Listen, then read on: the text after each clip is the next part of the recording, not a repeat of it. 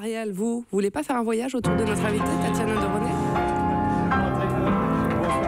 Tatiana de René, alors votre dernier roman Sentinelle de la pluie met en scène la famille, l'histoire et la catastrophe qui rôde en toile de fond.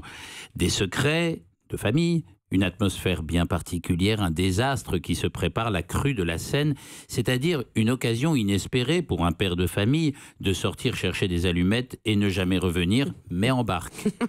Alors le vôtre ne bouge pas, c'est un choix narratif.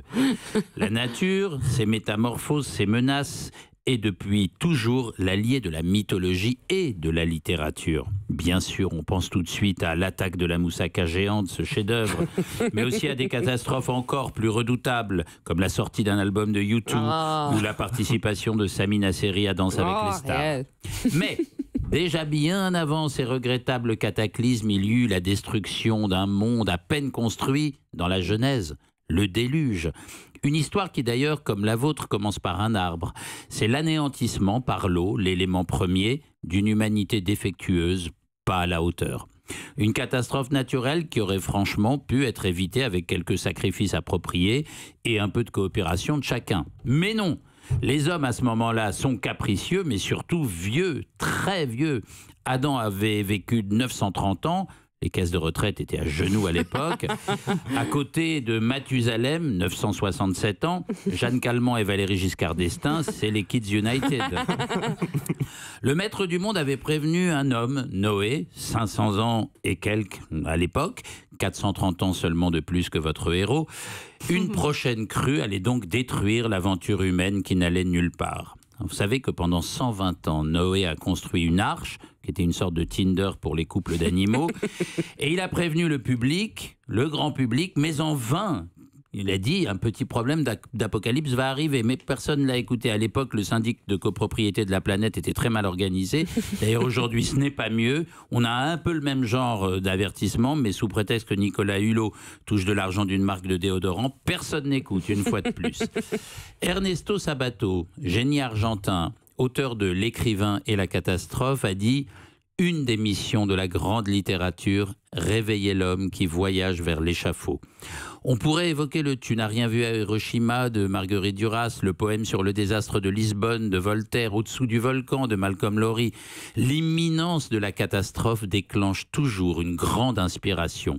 Le chauffeur de taxi qui lâche dès la page 15 de votre livre à propos de la pluie un « C'est comme ça depuis 15 jours » fait entrevoir un dévoilement et des révélations. Si l'on considère que peu d'époques ont été aussi riches que la nôtre de rumeurs catastrophiques, est-ce que vous pensez, Tatiana, que nous vivrons, avant le grand désastre, un âge d'or de la littérature? Ah, c'est beau. Merci. Je vois qu'il n'a absolument pas perdu son brio depuis que je le connais. Je pense que la catastrophe a toujours inspiré les écrivains. Il y a un mot qui est un peu à la mode maintenant, on dit une dystopie.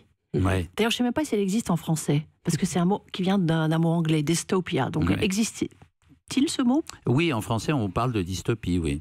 Voilà, où en fait un écrivain imagine, se projette dans un monde, on va dire un peu plus glauque, un peu plus noir qui est celui dans lequel il est.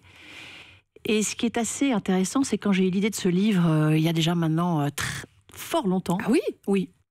J'ai eu l'idée de ce livre il y a 10 ans. Enfin non, quand j'avais 10 ans, puisque j'ai vu une photo d'une voisine sortir sur une barque de l'immeuble familial. Elle avait connu elle-même la crue. Et pourtant, elle vivait dans les hauts étages. Oui, elle vivait dans les hauts étages, exactement. Et ce qui était très surprenant, c'est quand j'ai commencé à écrire ce roman en me projetant donc en 2018, puisque nous sommes là en 2014, quand j'ai commencé à l'écrire, qu'est-ce qui se passe? Eh bien, la scène sort de son lit. Une première fois, en 2016, vous vous souvenez, d'une façon spectaculaire. Ouais. Et une deuxième fois très récemment. Et une deuxième fois, juste avant la sortie de mon livre. Et donc, les gens ont commencé à me dire, Tatiana, est-ce que tu n'aurais pas des pouvoirs de divination, magiques? Est-ce que tu pourrais pas, d'ailleurs, écrire un roman? Parce que là, il pleut beaucoup. Est-ce que tu pourrais, d'ailleurs, en ce moment, tu pourrais pas écrire un livre qui se passe, je sais pas moi, au soleil, où il n'y a que du soleil, il fait beau. Du surf. Tatiana de René, Madame Soleil. Alors ça, on ne l'avait pas vu venir. Ah oui. Donc, c'était du marketing, tout simplement. C'est les éditions Louise d'Ormesson qui ont organisé tout ça d'une main de maître. C'est sûr. Europe 1.